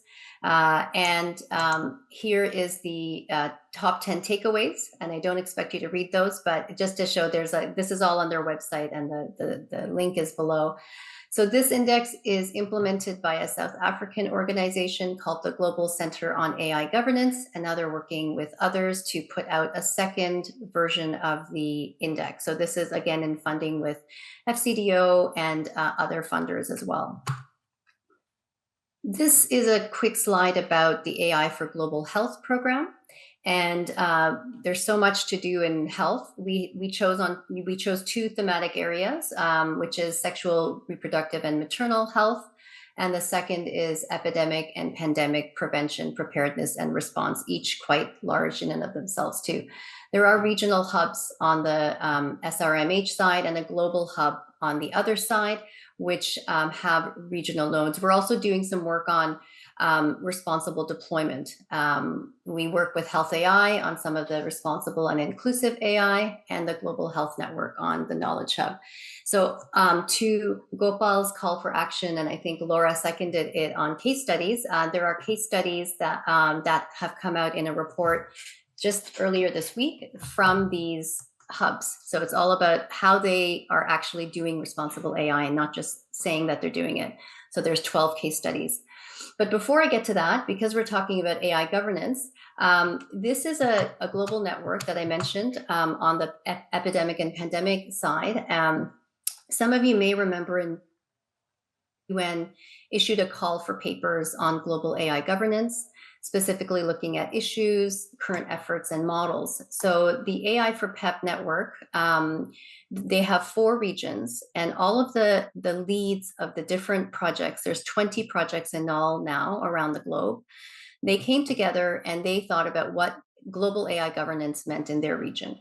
So you'll see here, there are different angles that they took. The teams in Africa, they really looked at decolonial approaches to AI governance. The team in Asia was looking at harmonization of an AI governance framework. The one in the Middle East and North Africa, where there's relatively less written about this, they were looking at national AI strategies and analyzing across them. And the group in Latin America and the Caribbean, they chose to look at this issue through the lens of the spread of infectious diseases. So each of these papers were published, and we got an email from the Secretary General's envoy on technology saying that these papers are going to be foundational materials for the high-level advisory board on AI. And the reason I wanted to flag this is because these are Global South researchers and leaders who came together and defined what this meant for them, put in papers, published, and they have a very high download rate. Now, in this next slide, this is the paper that I was mentioning. It just came out this week. It's a paper I had the pleasure of assembling, and in thanks to a lot of key informant interviews, including Samir and a lot of great reviewers as well. And in this paper, it puts forward an emergent research landscape, not a research agenda, a landscape, just to kind of talk about what is out there, what can be looked at. And you'll see there are 5 cross-cutting prerequisites that are put forward, and regulation, policy, and governance are among them, not surprisingly. So I'm almost done. I know I'm over time now. This is my last slide. I'll just finish off by saying, and the whole paper is about implementation research. So that's the link back to what Laura had on her slide. It is really about finding a balance. And this is nothing earth-shattering or new, but it's really, again, one side, it's the innovation, but then promoting safety and protecting rights, universality, but then the context specificity. And the last one I'll just choose is the proliferation of AI solutions is fantastic, but we need to also look at pricing regulations, which I think one of the people who asked a question in the first panel brought forward. So those things need to also be looked at. Now I am over. I don't know. I have a call to action, but maybe I'll stop there and I'll come back to it later. Thank you. Sounds good. Using wisely your question budget, right? Okay. So a round of applause to Chaitanya, please. I hope you could hear that from the remote. So one question based on that, how, and coming from a development agency working across different countries, you have any thoughts on what's the best steps to try to prevent a digital divide in the AI healthcare advancements between high-income and low-income settings? Yes, and I tried to be a little clever, and I chose 3 E's. So I'm going to say the first is evidence. I think having that evidence be locally relevant and championed, rigorous and responsible, and globally respected. I think that's the first E, I would say. The second E is the ecosystem. Evidence doesn't live in a vacuum. We need to look at supporting local researchers, both established and emerging. So having that continuum and succession planning, institutions, universities, civil society organizations, think tanks, other interest groups, networks. I've heard the 1 + 1 is 11 a few times. So that idea of going further together, and of course, infrastructure. So that whole ecosystem is my second E. And my last E is engagement. So, and I'm going to focus on decision makers, because I find sometimes the whole developing evidence and then influencing policy, they're kind of spoken somewhat together, but also siloed. So working with decision makers and having them sharing knowledge, positioning the evidence, involving them early, and then preparing them to be held accountable to the citizenry that they serve, and then having them bring that evidence and local wisdom to regional and global spaces. All right, very good. Thank you. So next I would like to go to Deepika Mishra. And Deepika is in India, working in the Center of the Dental Education in the AIIMS, and has been an AI pioneer in oral cancer diagnostics and a key contributor to WHO's regional guidance on oral cancer prevention. So I would like to hear your contribution for this panel, please. Yeah, thank you. Thank you, Simao. So first of all, I would like to thank PMAC coordinators for organizing such a wonderful meeting, and I really learned a lot with the interactions with various experts, and it was very an extremely wonderful and learning experience for me. And also, I would like to extend my gratitude and thanks to WHO for giving me this opportunity to be a part of this panel discussion. So I would just take you through the journey, what we have been doing in scaling up the AI for equitable healthcare, what are the strategies which we are adapting in our country at India, and what my institute, which is All India Institute of Medical Sciences in Delhi, is playing a role in it. So that's precisely one of the medical school. It's a tertiary referral center in India. Is caters to a wide variety of patients, I would say diverse populations, because that's a referral institute for Pan India, wherein many of the rare diseases are being referred for the treatment. So just to give a brief outline of what kind of work I've been involved, predominantly because I myself is a doctor, so I've been looking into a lot of diagnostics of oral cancer. And when we talk about the statistics, so India ranks first in terms of incidence and mortality rate of oral cancer because of high incidence of high usage of tobacco, as high as 0.27 billion of population, almost 1/3 of population is using tobacco. It comprises of 42% of males. So mostly affects in rural and low socioeconomic status, and has a very high mortality because of late diagnosis. So there are various national registries which are being there, but covers just 16% of population. So we are a country of 1.4 billion. So 230 million is just very fraction of the entire population. So there are stage-wise data gaps, lack of data, lack of early detection, and tobacco usage to provide some sort of advisory and policy making. So that's one of the key area why I got into AI/ML. One of the thing which we felt that this is the key is not just treatment and management, but we had to get into the prevention, and it has now started leading to a national loss of GDP. So it's affecting $5.6 billion loss even in India. So we felt that there is a high need of AI-driven screening diagnostics and health system integration. So that's one of the reason why I delved into AI/ML for a couple of years now. So when we talk in terms of diagnostics, we have to, coming from a medical background, we used to see these patients. So we have to look into not when they report to a tertiary care hospital, but has to address them when they are first-time tobacco users, when they are at home. So how we can have some sort of engagement.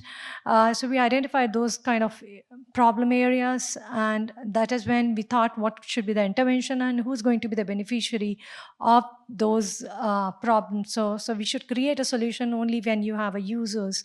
So we thought of having some sort of tobacco cessation or patient support platforms which can have help in education and awareness of this 230 billion people who are being 230 million people who are using tobacco. And then when how if they are a regular usage and they report to nearby PHCs or healthcare clinics, health and wellness clinics, where you'll have some paramedical staff, not doctors.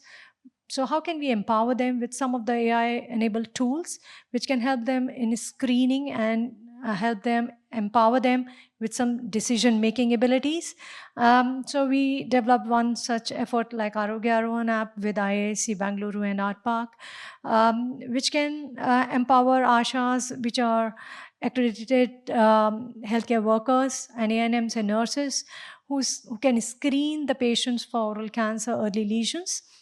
And then we thought of empowering some of the doctors which are there on district hospitals as well as CHCs, who might be from some of the fields not very confident in taking biopsy. So how can we give them some sort of AI integrated imaging or spectroscopy device which can help them in taking a clinical decision support system to decide whether a biopsy is required, or maybe help them decide from where to take a biopsy.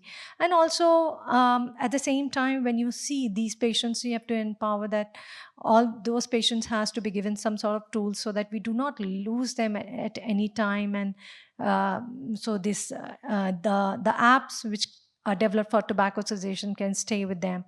And at the tertiary care, we thought of working in the research areas like omics. We heard yesterday about how AI in omics is playing a very major role, and same thing, which can be used for AI specialists as well as the doctors, and how we can partner for all these tools and get them integrated into the state and national programs. So when we address this entire patient's journey, we could make our team and could make them involved from the very beginning.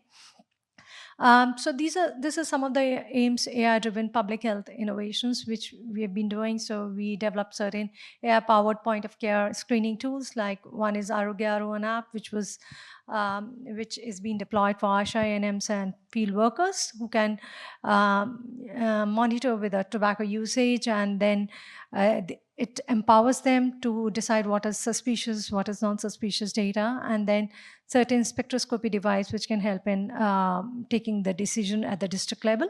And all this data is being pushed into a platform which is Midas. It's a gold standard data sets which are being developed, which gets anonymized and are put into that platform, which is an open source platform.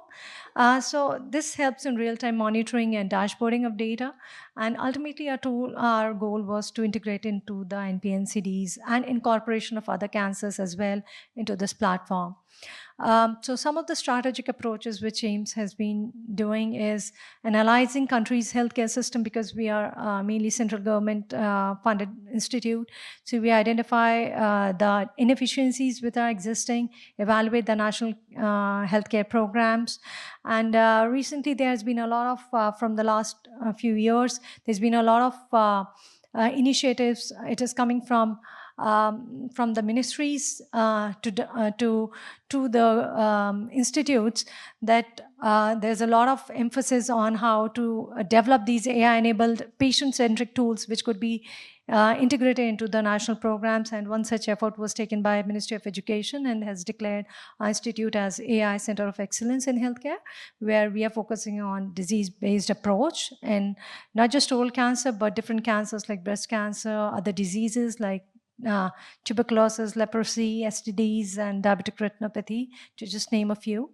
And there's been a lot of funding which has been given by now, allotted by the Government of India for these India AI mission, which is taken up by MIT, and similar ones. There are a lot of grants which keeps coming for the AI.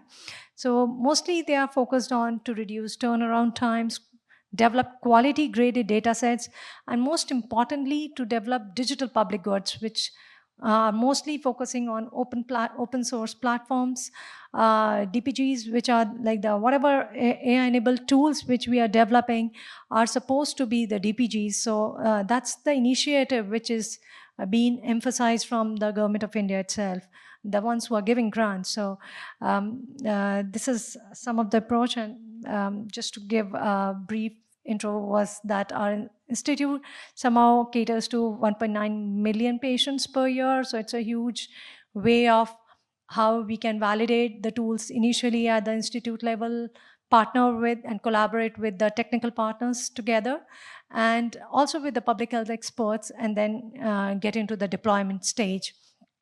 So just wanted all of you to request to join us in scaling AI for health, not just in terms of policy engagement, like we heard so much about AI governance, also in terms of how we can help us in this roadmap of developing digital public goods, in having certain standardization protocols, which are many a times we really struggle to develop and also find them out. Also partnering, we are very open for the partnerships for organizations, international as well as national. Also in academia and industry, we already have more than 30 consortium partners in AI COE, along with the industrial partners for all the vertical diseases. Even for all the AI-enabled tools, we have the industrial partner from the very beginning who will take it up for scaling. And most importantly, I would say the collaboration and funding, because not just for the research and but also for the validation and deployment for not just in India but globally, so that we have more of a diverse data sets which can help in developing solutions which are applicable for all. So thank you so much. This is my small team. Thank you. Thank you, Deepika. So I see that you have done many efforts moving forward in implementing these solutions. What are the, let's say, global standards that have helped you, or the lack of have not helped you, that could have helped you move faster in applying all these different initiatives? So I would say one such thing was there is no such AI model validation platforms. So, or also for that matter, how to test your data sets, whether they are really benchmark data sets or not. So when we started developing our Midas platform, whose entire goal was to develop benchmark data sets, we had absolutely nowhere to begin with. So we developed our own SOPs, protocols, how to capture those image data sets. Though we all are working on AI ML on image based, but we do not have such protocols. So we had to develop our own. Then we have to make our own teams who would be required for validating those data sets. So one thing is domain experts who will be telling, okay, this really depicts that particular disease or not. And the second is your data scientist and the public health folks. So all of them have to be there together. So all those standard protocols and guidelines were still not there. And then second is, once you develop that AI ML model, where to validate. So those kind of frameworks are really the need of the hour. Thank you. Yeah, that basically was the mission of the focus group, to help create those frameworks. And one of the reasons to launch the global initiative on AI for Health. Please come on board and help us develop that so that others can benefit as well. All right. So at this point, we are 2 minutes over time of the session. But since we started 10 minutes later, I think we could have a few questions from the floor. If someone so dares. Please introduce yourselves and please go ahead. So I'm Maria Gustafsson-Trakowska. I'm working with WHO for the bulletin. I have a question, maybe it's for the whole panel, or because the session is geopolitical landscape, global governance. And when you look for like recommendation for regulations and so on, there is many organizations putting out recommendation and regulations. It's very nice to see that the WHO and the ITU is now linking up with WIPO, but you have the Global Economic Forum, you have UNESCO, you have the EU and all this. Everybody puts out regulations. So if you are the developer on the AI side, and you are a country who wants to develop regulations or governance over this, and there is so much information out there, is there any idea of trying to make this more consolidated in the long run, or will we continue with this of just pushing out an overflow of recommendation from everywhere? All right. Anyone would like to try to give a stab at that? I mean, we could respond from a global initiative perspective, but I would prefer to try to let the panel to, if you want to, or maybe, yes. I honestly don't know if there's a plan to do that, but that is the right way to go forward. I don't think that, it's important that we have a consolidated guide that could be adapted by different countries and different programs. But there definitely needs to be some consolidation at a level where then countries can further adapt based on their needs. But I think Samir can be in a better position to, if there's a plan for. Yeah, I mean, this is one of the goals of the Global Initiative, to simplify or to consolidate, identify what's the best way forward, what's possible, what's known, what's not known.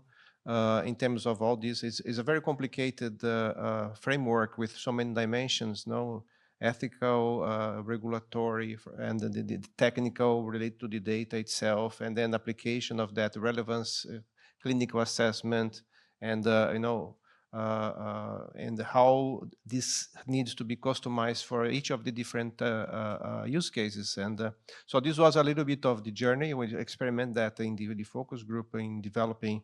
We did develop a framework, which is, let's say, a first draft of what could be done in terms of the general framework that if people were to apply those, I think would, let's say, bring things together and people could have dialogues more easily for understanding how things were done, and then see the next steps where information is lacking, what the next, let's say, aspects of the framework would need to be improved.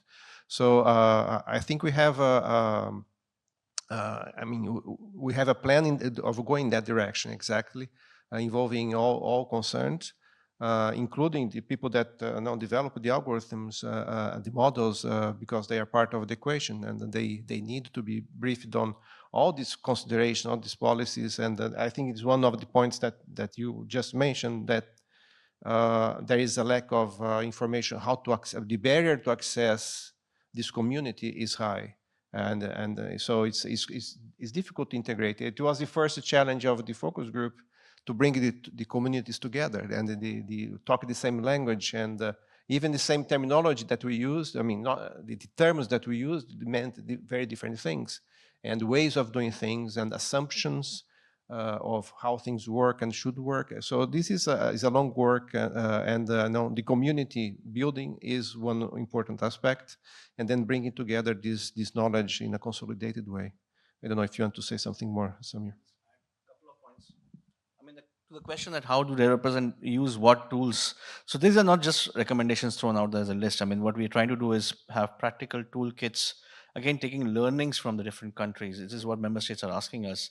So for the developers, it's not just a handbook that we're giving them and say, follow this. They have to be trained. So the training modules that we have associated with that, there are checklists within that. And we're trying to improvise these. So working from what UNESCO has done. Actually, UNESCO used our guidance because we were a bit ahead of that curve at the time. But working together with everyone, and how there is diversity in some of these areas, and where is the uniqueness, because health has some specific angles. So how does that apply into this guidance? So we are working from the wide range of not just putting the guidance and working with the regulators, but also trying to have instruments and toolkits to help implement those for developers, for policymakers, for healthcare providers, and for governments themselves. So that's the intention of the global initiative, working there. Maybe I'll just add on one point. So I would also like to emphasize, because what happens when we started working with AI/ML, we are completely new in this era, so new in this area. So many times we sort of do not understand that health data is very different from the other data which we are dealing with. So health data has a lot of implications in terms of patient privacy, so we need to have a lot of anonymization tools in place, and especially when we are working with the healthcare workers, doctors, specialists, they were never trained for these kind of things. So what we realized in our journey is the most important thing was the capacity building. We need to make them train regarding this AI/ML, and how and what is the ethical and responsible use of AI, and what are the data biases which can happen when you are using AI/ML for your own purpose. So, and at the same time, whenever you are doing some sort of research, trying to build up some model, it's the data fiduciaries are mostly the doctors and the specialists who are actually collecting the data. So we had to be compliant with, so we have a DPDP Act in India, similar to GDPR in Europe, and HIPAA guidelines in US. So similarly, we need to be compliant with that particular patient's privacy. And before handling that data, and then once it is anonymized, then only we should start using it for AI/ML purpose. So those are few areas which we should be concerned when we are developing any kind of frameworks at all. Yes, thank you. So maybe I can go to the dreadful question. And maybe start with Chaitali, that is remote. So what would be your 1 year, something that you'd like to see happening in 1 year time from these discussions? What kind of progress seen from the community, but also what part you'd take into making that happen? Chaitali, please. Said it, but I think working together to build evidence that strengthens trust would be important. Thank you. Laura?